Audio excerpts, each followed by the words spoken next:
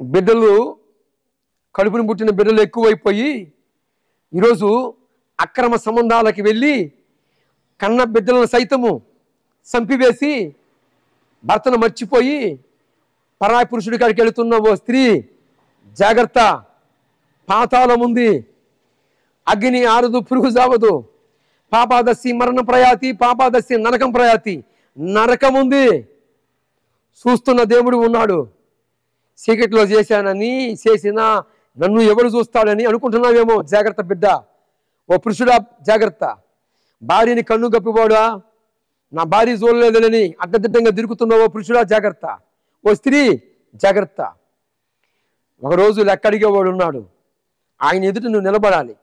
2 కొరింథీ పత్రిక 5వ అధ్యాయం 10వ వచనం, దేహంతో జరిగించినవి మంచివైనా సరే చెడ్డమైనా సరే క్రీస్తు న్యాయపీఠం ఎదుట నిలబడాలి. ఆ రోజు వచ్చింది. ఆ రోజున నువ్వు ఎంత మొత్తుకున్నా నీ యొక్క పిక్చరు, నువ్వు చేసిన ఆ శాస్త్రాలన్నీ కూడా ఎల్ఈడి టీవీ మీద చూపిస్తాడు. నేను చేయలేదు ప్రభువా, నేను ఎరగను ప్రభువా అంటే, ఆహా నిజమా? ఎవరు ఎదురు చూపిస్తాడో తెలుసా? పరిశుద్ధులు ఎదురు చూపిస్తాడు నీ యొక్క రహస్య జీవితాన్ని. ఒప్పుకొని దేవుని పాదాలు పట్టుకో. నువ్వు ఎలాంటి వ్యాధి కలిగిన దానివైనా సరే, ఎలాంటి వ్యాధి కలిగిన ఆమెమైనా సరే, నీ మీద ఎలాంటి వ్యాధి వచ్చినా సరే పశ్చాత్తాపడు.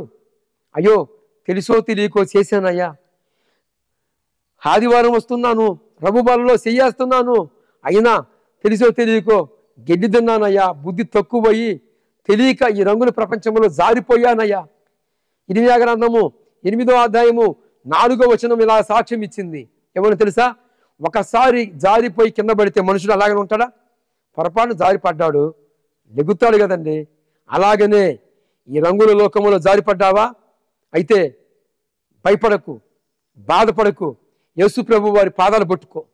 దేవా, నేను పలానా విషయంలో పొరపాటు పడ్డాను, పొరపాటుగా జారాను, నా అడుగులు జారాయ్యా, నన్ను క్షమించయ్యా అని యేసు ప్రభు పాదాలు పట్టుకో. ఖచ్చితంగా నీకు క్షమాపణ పెడతాడు. ఎందుకో తెలుసా?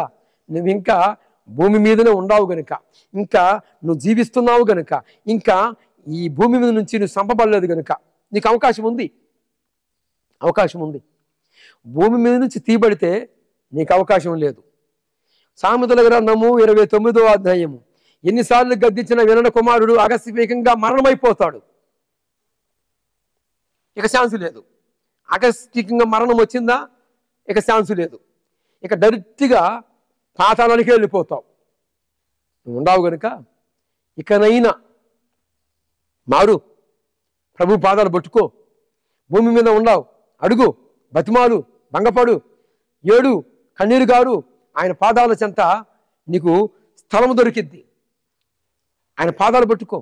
పలాని విషయంలో తప్పు చేశాను, యాకోబు నీ పేరేంటి అని అడిగితే యాకోబు చెప్పదా? ఎప్పుడైతే దెబ్బ కొట్టాడో ఆ క్షణాన యాకోబు నా పేరు యాకోబు, నా పేరు మోసగాడు అని ఒప్పుకున్నాడు. అప్పుడు అన్నాడు దేవుడు, వదిలిపెట్టాడా?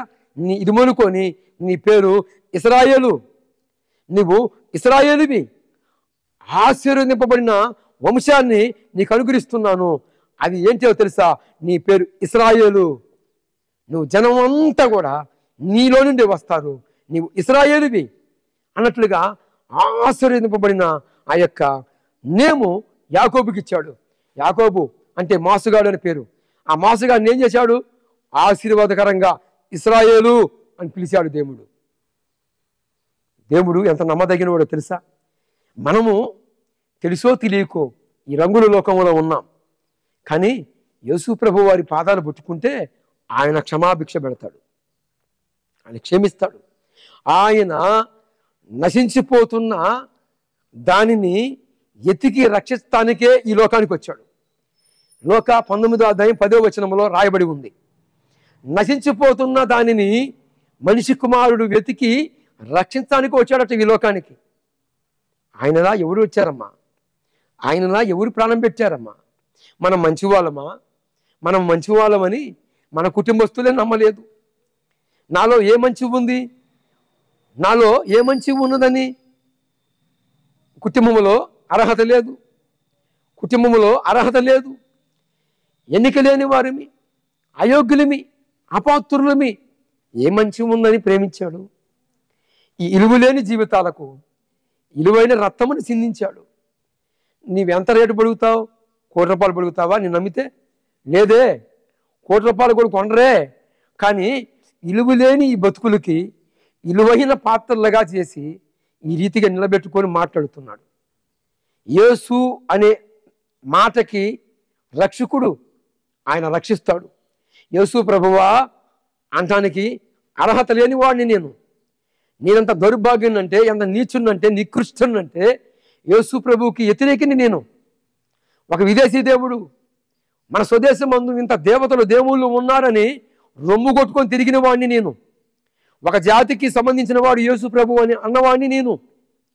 నన్ను ఎప్పుడైతే ప్రభువారు దర్శించాడో, ఎప్పుడైతే ఆ మహానుభావుడు నాతో మాట్లాడాడో, ఆ క్షణాన్ని నాలో ఉన్న అహం పాతి పెట్టబడి ఉంది. నాలో ఉన్న ఆ యొక్క కుల గెజ్జి పాతాళానికి నెట్టవేయబడింది.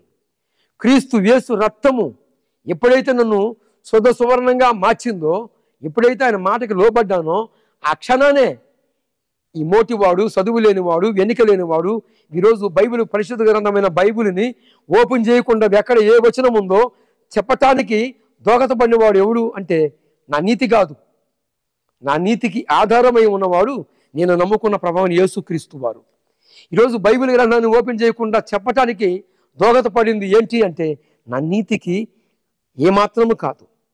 నా నీతికి ఆధారమై ఉన్న నా యేసు కృప, దానమే చెబుతాను. నేను అతిశయిస్తాను, క్రీస్తు నుండే అతిశయిస్తున్నాను. నా బలమును బట్టి కాదు, నా జ్ఞానమును బట్టి కాదు, నా తెలివిని బట్టి కాదు. నా తెలివి మట్టి తెలివి, నా జ్ఞానం ఏపాటిది. కానీ నేను కలిగి ఉన్న నామము క్రీస్తు యేసు నామమును బట్టి నేను ఈరోజు ఖరాఖండిగా అతిశయపడతాను. ఎందుకో తెలుసా?